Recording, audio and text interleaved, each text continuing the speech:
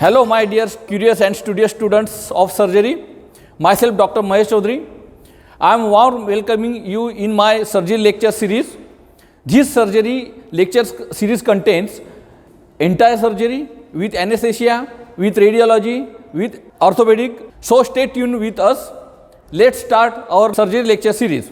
Warm welcome dear students in my surgery lecture number 67, that is the tumors of the testes. In this lecture, we will learn the tumors of the testes, germ cell tumors, seminoma, teratoma and its treatment. Let's start with the tumors of the testes. Tumors of the testes are uncommon and few clinicians outside the special centers will encounter with any frequency. The problems they pose in the management, the importance of the testicular tumors are, these tumors occur predominantly in young population. Second is about 99% of these tumors are malignant, and third is as these tumors comprise slightly more than 1% of the all malignant tumors in the male. But these tumors are the commonest form of the malignancy encountered in males between 25 to 35 years of age. Now the predisposing factors as which the majority of the neoplasms little is known about the cause of such tumors, however, several predisposing influences have been noticed. First is the undifferentiated testes, second is the trauma, and third is the hormonal factors. Undifferentiated testes, although germ cell tumors can occur in infancy, yet they are uncommon until puberty. And trauma is often suggested as a causative factor, though there are no grounds for support of this view. And third is the hormonal factors are thought to contribute in the development of GCT, means germ cell tumors. Now, the contralateral testicular biopsy, approximately 2% of those who have GCT, that is the germ cell tumor, will develop a second primary in the other testicle. A large study of the contralateral testicular biopsy showed evidence of intraepithelial neoplasia, that is the TIN, in 5%. Contralateral biopsies for all those presenting with GCT between 15 to 50 years is often recommended. However, contralateral biopsy is not a routine practice currently. Dear students, here is the image on your screen you are seeing. There is a testicular tumor is clearly seen in the yellowish color. There is a testis. This is the another image of the testicular tumor, and the third image is showing typical germ cell tumors. Now the classification of the testicular tumors, these are numerous classifications, but the most accepted one is that described by the testicular tumors. First, a germ cell tumor, that is called GCT. Seminoma 45%, teratoma 38%, teratoma differentiated, that is the TD.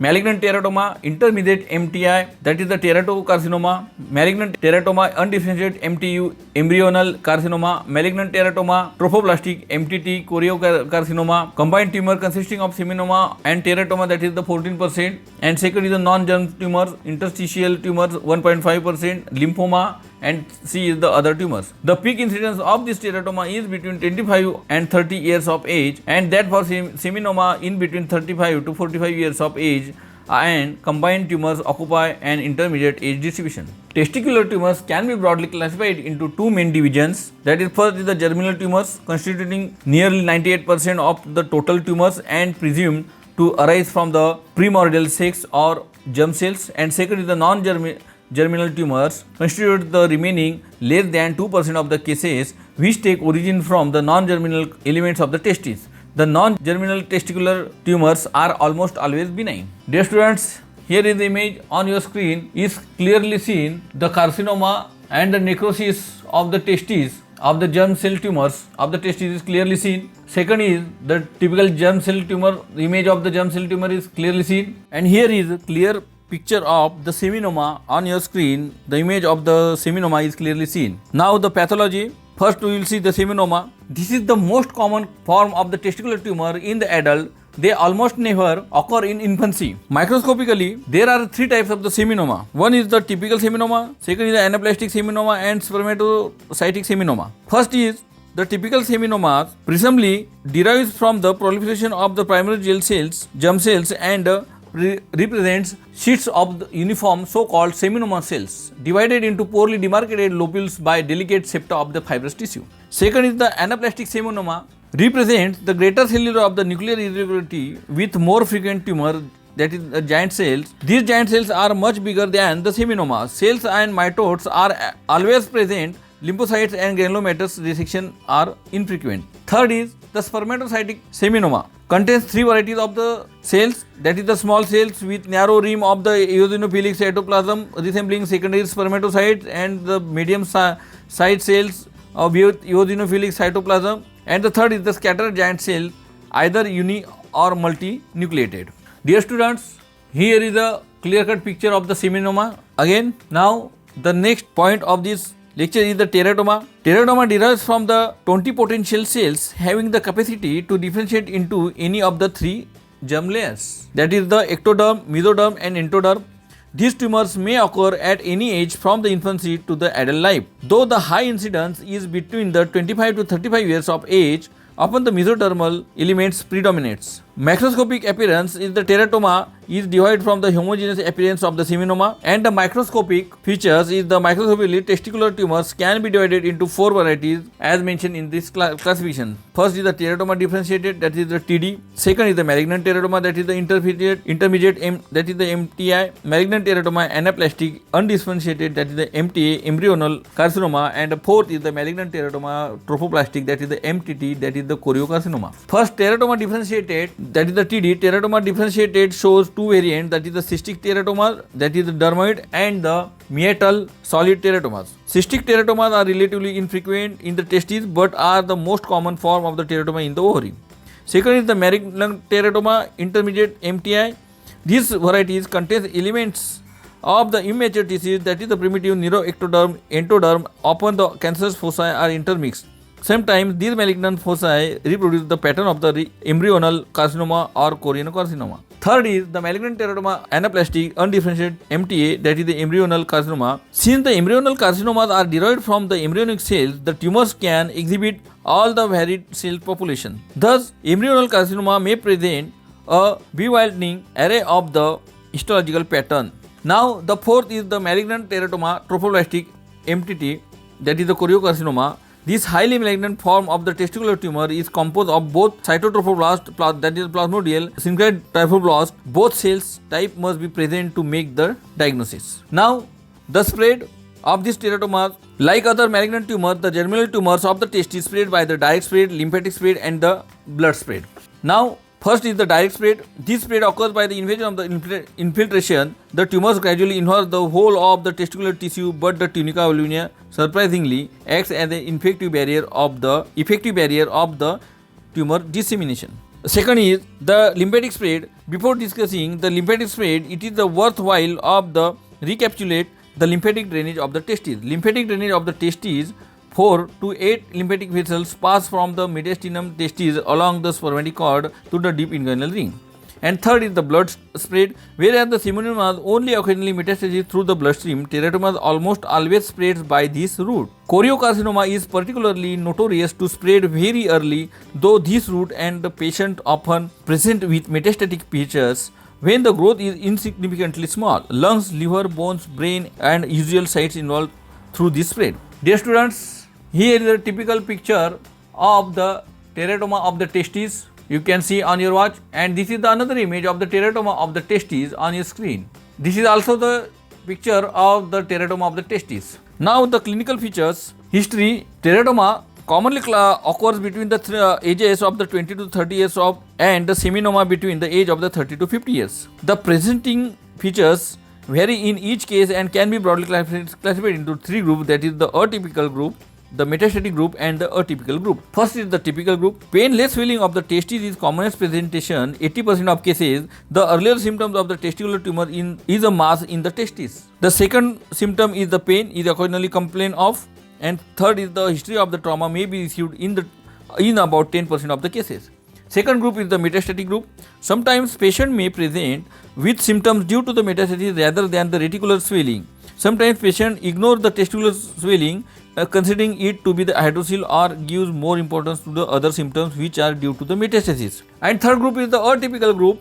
A few cases of the testicular tumors present atypically so much so that the diagnosis of the testicular tumors becomes difficult. Now the clinical staging of these tumors are, a simple staging system may be adopted here. Stage 1, 2nd, 3rd and 4th. Stage 1 tumor is confined to the stage lymphogram negative. Stage 2nd lymphogram positive or other evidence of the retroperitoneal nodes involved must be all below the stage 3rd supradiaphragmatic lymphatic spread, mediastinal and cervical lymph nodes. And the fourth is the extra lymphatic spread to lungs and the liver. Now the investigations is to be made in this carcinoma of the testes are the chest radiography and a whole lung tomography. CT scan of the lungs, CT scan of the thorax are essential in the teratoma. This is done to detect the pulmonary metastasis or detect of the enlargement of the pulmonary and mediastinal lymph nodes. And second is the lymphography. This is performed to detect the involvement of the para-aortic lymph nodes. Being in the abdomen, it is difficult to palpate slight enlargement of these lymph nodes. And third is the IVP, displacement of the ureter and obstructive features in the kidney due to the enlargement of the para-aortic nodes. Now the fourth investigation is the hormone studies. Human chorionic gonadotropin, that is the beta human chorionic gonadotropin, beta HCG should be assayed in 12 hours collection of urine by radioimmun assay technique. Second is the alpha fetoprotein. AFP is a valuable marker not only to detect the metastatic teratomas. 3/4 of the teratomas produce the either AFP or beta HCG. Third is the lactic dehydrogenase, that is the LDH is also raised in the few teratomas. And the next is the renal function test. EDTA or creatinine clearance will indicate effect of the obstruction on the kidney due to the ureteric obstruction. Next is the CT scan of the upper abdomen to detect the enlarged retroperitoneal lymph nodes of the pre or para-aortic groups. And seventh is the ultrasound. Ultrasound is now the investigations of choice is in the testicular neoplasm. It is often used as it is a less expensive and less time consuming. And 8 is the magnetic resonance imaging. MRI is capable of producing the images of the scrotal content with exquisite the anatomical details and is sensitive technique for detecting the focal lesion of the testes. MRI is now quite helpful in detecting the intraabdominal and intrathoracic secondaries. Subsequent MRIs may also detect the response of therapy. 9th is the gallium scan. Recently 67 gallium has been found to be valuable for the locating the seminoma deposits. This is in the contrast of teratoma, where isotopic tumor localization has proved disappointing. And the 10th is the isotopic liver scan and ultrasonic scan for the upper abdomen. This is to detect the liver involvement. 11th is the inferior vena cavagram may be performed to detect the pressure or inferior vena cava by the involved lymph nodes, particularly in case of the right-sided tumors. Now the treatment. As soon as the diagnosis is confirmed, inguinal orchidectomy with high cord ligation at the deep inguinal ring is mandatory. Then the treatment differs accordingly to the histopathological report of the testis, whether it is seminoma or teratoma. Orchidectomy. The main objects of the operations are removal of the primary tumors to obtain the biopsy specimen for histopathological reports, which helps further treatment of the secondaries. This is the best form of getting the biopsy specimen without disturbing the tunica albuginea, which acts as the barrier for direct spread of the tumor mass. Remember this. Now the technique. Though an inguinal incision, the inguinal canal is opened, the spermatic cord is dissected out and it is ligated at the level of the deep inguinal ring and then divided just distal to the ligature. The incision is extended downwards up to the scrotum. The spermatic cord is gradually dissected from the surrounding tissues downwards and ultimately the spermatic cord along with the testis is removed. After orchidectomy, there may be recurrence in the scrotal skin. Some surgeons advise hemiscrotectomy, that is the excision of the half of the scrotum together with the orchidectomy. When the diagnosis is in doubt, it is better to explore the affected testes. Now the second line of treatment is the subsequent treatment for seminoma and teratomas. Differs. The treatment are as subsequent treatment of the seminoma. Testicular seminoma is a markedly radiosensitive tumor and vigorous attempts should be made to irradiate the tumor even in patient with advanced disease. Stage 1. The radiation therapy is given to the para-aortic and in ipsilateral pelvic lymph nodes. Then the subsequent treatment of the teratoma. Stage 1. The treatment policy is almost similar to that described for the seminoma. However, the radiation dose of the nodes is increased by 4,000 to 4,500 rats in 4 to 5.5 weeks. And for stage 2, in this particular group, controversy still exists between the radical node dissection and the radiotherapy. Now the retroperitoneal lymph nodes dissection or radical excision of the retroperitoneal lymph nodes. This operation is more popular in United States. CT scan should be performed to detect the exact position of the mass and its relation. A long midline incision provides excellent access for the mass situated below the renal vessels. And next is the chemotherapy has revolutionized the treatment of the teratomas testis. The treatment of the development of the effective chemotherapy with cisplatinum and the vinblastine and the bleomycin, that is the PVB, for testicular cancer has been the most dramatic advance in oncology during the past decade. Sometimes the etopocytes may be substituted for the wind blasting, and the combination of the bleomycin, etomycin, etopocyte and the cisplatinum, that is the BP, was evaluated and shown to be the effective as PVB. Dear students, here is the end of our surgery lecture number 67, that is the tumors of the testis. Thank you.